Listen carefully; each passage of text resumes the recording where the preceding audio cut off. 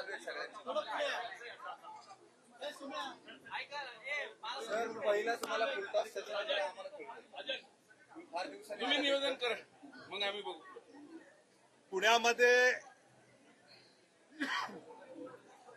दरवर्षी हा पुस्तक महोत्सव एक वेगळी उंची गाठतोय. त्याचं माईक सुरू कर.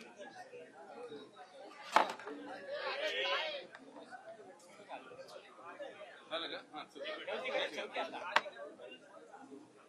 चल आता चल जाऊ. Okay sir. सर पुणे पुस्तक महोत्सव दरवर्षी एक वेगळी उंची गाठताना आपण पाहतो. त्यामुळे नॅशनल बुक ट्रस्ट असेल, राजेश पांडेजी असतील, या सगळ्यांचं मनापासून अभिनंदन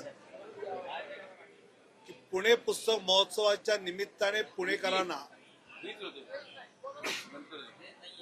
वाचकांना, साहित्यप्रेमींना पुण्यामध्ये सहजपणे त्यांना हवं त्या प्रकारचं साहित्य वाचायला मिळणं, साहित्यिकांशी चर्चा करायला मिळणं, ही एक सुवर्ण संधी उपलब्ध करून दिल्याबद्दल मी मनापासून हळूहळू हा पुणे महोत्सव हा महाराष्ट्राचा महोत्सव म्हणून पाहिला जाईल असा मला विश्वास आहे. आता तुमचं महत्वाचं चालू करा. तर पुण्यातले आज अनेक प्रवेश भाजपमध्ये झाले आणि आगामी महानगरपालिका निवडणूक पाहता ऑपरेशन लोटस म्हणायला गेलं तर वावगं ठरणार नाही. त्यामुळे महापालिकेचं मिशन काय साधारण असेल आणि भाजपची पुन्हा एकदा ताकद मोठ्याने यावेळेला पाहिजे. मला वाटतं की स्थानिक स्वराज्य संस्थांच्या निवडणुका, विशेषतः महानगरपालिकांच्या ज्या आता घोषित झाल्या आहेत आणि त्याची सर्वत्र तयारी सुरू आहे, पण राज्यामध्ये ज्या पक्षाचं सरकार आहे त्या पक्षाच्याच उमेदवारांना जर महानगरपालिकेत निवडून दिलं तर खऱ्या अर्थाने आपल्या महानगरपालिका हद्दीमध्ये विकासाला अधिक संधी आहे हे सामान्य जनता ओळखते आणि त्यामुळे त्या पद्धतीचं यश हे भारतीय जनता पक्षाबरोबर युती करणारे सगळे पक्ष नक्की मिळवतील हा मला विश्वास आहे. नाही सर, मेगा भरती ठीक आहे, पण प्रज्ञा सातव यांना घेण्याची काय गरज पडली पक्षाला? म्हणजे मला असं वाटतं की ज्यावेळी एखाद्या कार्यकर्त्याला आपल्या कर्तृत्वाला संधी जर भारतीय जनता पक्षामध्ये आहे असं वाटत असेल तर मला असं वाटतं की त्यांचं स्वागत करणं, जर त्यांनी भारतीय जनता पक्षाचा विचार स्वीकारला असेल तर त्याचं स्वागत करणं हे पक्षाचं काम. सर तुम्ही भाषणात बोलताना असं म्हटलं की तुमचं तिकीट कापल्यानंतर बंडखोरी न करण्याचं बळ तुम्हाला अटलजींपासून जी शिकवण आली त्याच्यातून मिळालं.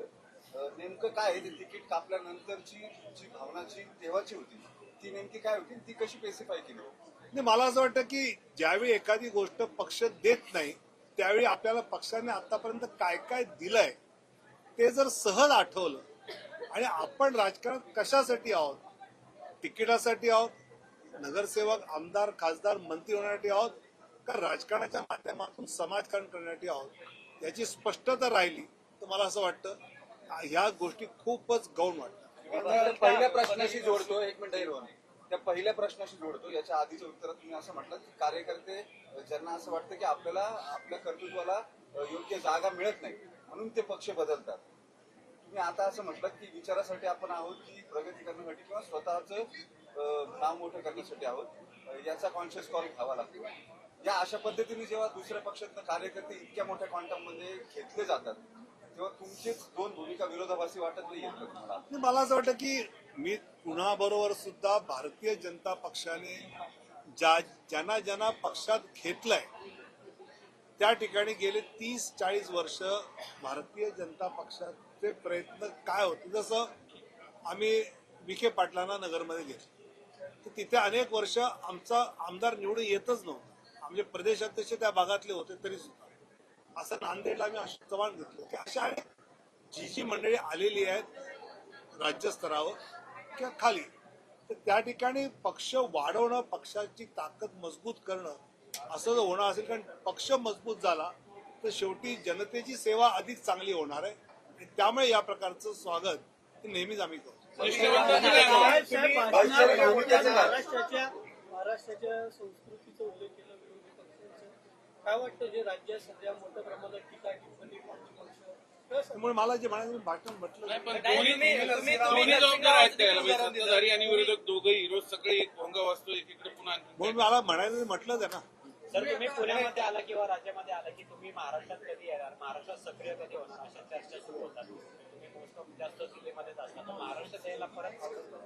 पण महाराष्ट्रातला माणूस वेगळ्या राज्यात जाऊन चांगलं काम करतोय हे बरं वाटतं की नाही? आम्हाला आणखी बरं वाटेल तुम्ही आता महाराष्ट्रात आम्हाला चांगलं काम अपेक्षा होती की तुम्ही राष्ट्रीय अध्यक्ष व्हाल पक्षाचे, पण ते काही झालं नाही महाराष्ट्रात. पण नितीन नवीन सगळे चांगले राष्ट्रीय कार्यकारी अध्यक्ष आम्हाला मिळाले, त्यांचं कौतुक केलं. तुम्ही आता राहुल गांधी आणि अटलजींच्या विरोधी पक्षनेते असतानाच्या काळाबद्दल बोलला. पण सत्ताधाऱ्यांनी विरोधकांना सन्मान देणं, याच्यातच विरोधक सत्ताधाऱ्यांना सन्मान देतील असं वाटत नाही का? मला असं वाटतं मुळात विरोधकांचं ते सन्मान देण्यासारखं असतं. आता काल प्रियंका गांधी चहा प्यायला गेल्या होत्या, राहुल गांधी जाऊ शकले. साध्या छोट्या छोट्या गोष्टी आहेत. काँग्रेसने एकदा स्वतः ठरवलं पाहिजे की आपल्याला सिरियस विरोधी पक्ष म्हणून जनतेने घेतलं पाहिजे का. आता बळबळ जे मोदींना विरोध करू इच्छितात ते तुमच्या पाठीशी येतात, त्याने जिंकता येत नाही. पण याला व्हाईस जिंकायचं असेल तर त्या पद्धतीने तुम्ही केलं पाहिजे. गडकरींनी जे प्रेम दाखवलं तेच मोदी आणि शहा का दाखवू शकत नाही, कारण काल होते ना, काल मोदीजी पण होते ज्यावेळी प्रियंका होते. या सगळ्यामध्ये ज्या पद्धतीनं या विरोधी पक्षाच्या नेत्यांवरती टीका केली जाते, नॉमेनक्लेचरची ठेवली जातात त्यांना, त्याच्यामध्ये सत्ताधाऱ्यांचा दोष आहे असं तुम्हाला वाटत नाही का? मला वाटतं जनता ठेवते नाव, सत्ताधारी ठेवत नाही. पृथ्वीराज चव्हाणांनी 19 तारखेला जो बॉम्ब सांगितला, 19 तारखेला सांगा ना.